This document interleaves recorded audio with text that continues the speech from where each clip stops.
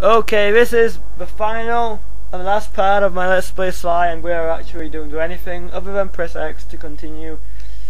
And now you will see the bonus final video unlocked. 100% of the game. Woohoo! So I'll not talk with this part because I want to show you what you will finally unlock. Okay, bye bye. How should I describe Sly Cooper?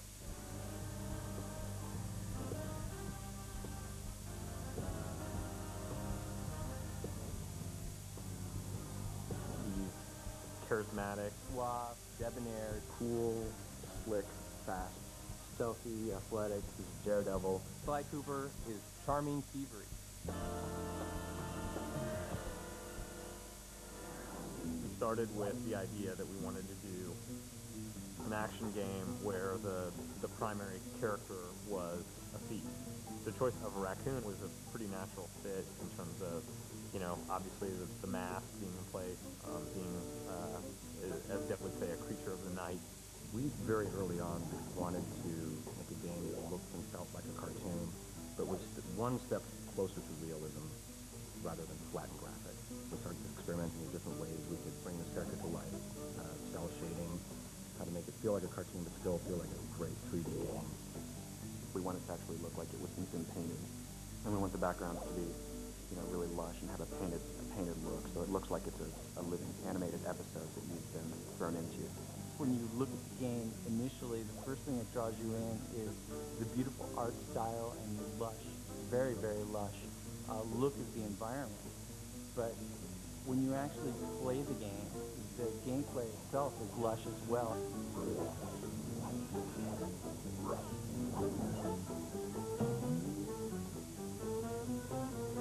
The original conception of the Sly character was a much more realistic raccoon, chubby and not quite as live as the character is now, and it kind of evolved as we went along. Once we got to that part where he kind of evolved into what he is now, my main job was to take him and try to put every bit of goofiness into him that I could. He's kind of tiptoeing, and he's really like rearing back to like ease his foot forward, trying to keep all his weight back so his foot falls softly on the ground, and really try to hone his personality through subtleties in the movement and really try to push the beefiness.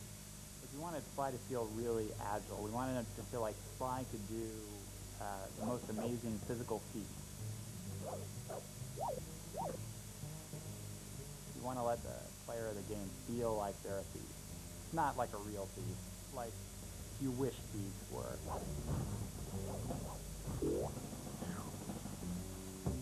Sly Cooper's story is really cool. He comes from a long line of super raccoon thievers, and the source of their kind of thieving greatness is this book called The Thievius Raccoonus. It's this incredibly valuable heirloom that is stolen from Sly's family when he's very young. He has come of age, and now he feels it's his noble duty to take back the Thievius Raccoon. Sly has two buddies, Bentley and Murray. Bentley provides a lot of the plans for their missions. He does a lot of things that are very important for Sly to complete his missions. Murray has a huge case of Sly envy. He wants to be Sly in the worst possible way, and he has absolutely none of the capabilities to do it. A hero's only as good as his villains. We wanted to create villains, you know, making them dangerous, making them menacing, making them goofy. Just giving them as much personality as Sly Cooper.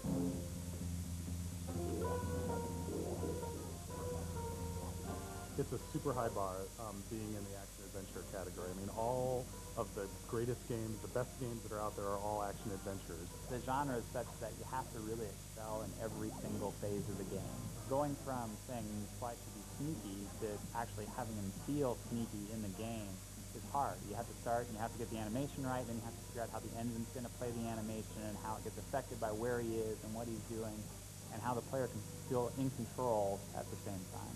People are doing shoot-em-ups and things with, you know, big weapons and things like that, and this is all about character. You can get the feeling of, you know, I am Sly and I'm sneaking around. Anytime we can exploit anything in the environment, build it in a way that, you know, as Sly's running over, it might seem more stealthy. We completely exploit that. And our golden rule is whatever is beefier wins.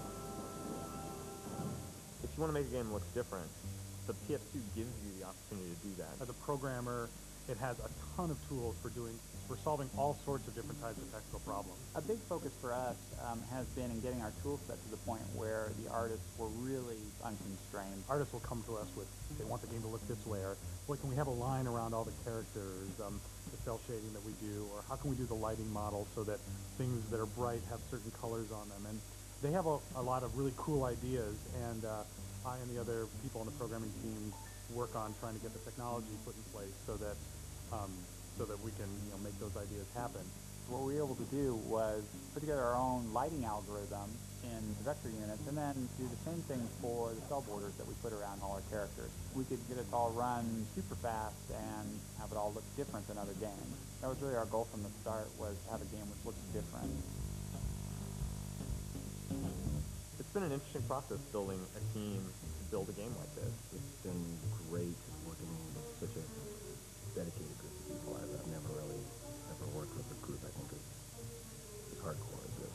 It really does require unbelievably talented artists, unbelievably talented programmers, and unbelievably talented designers. How you doing?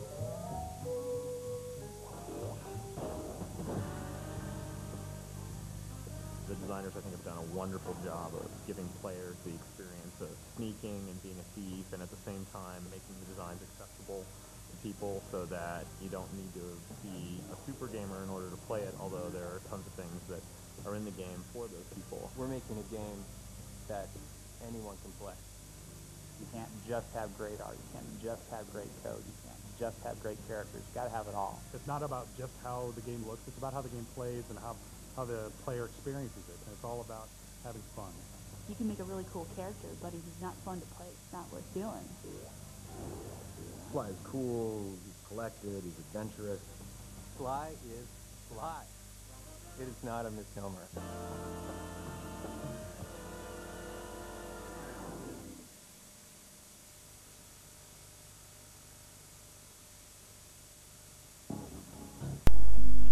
Okay, I can talk again.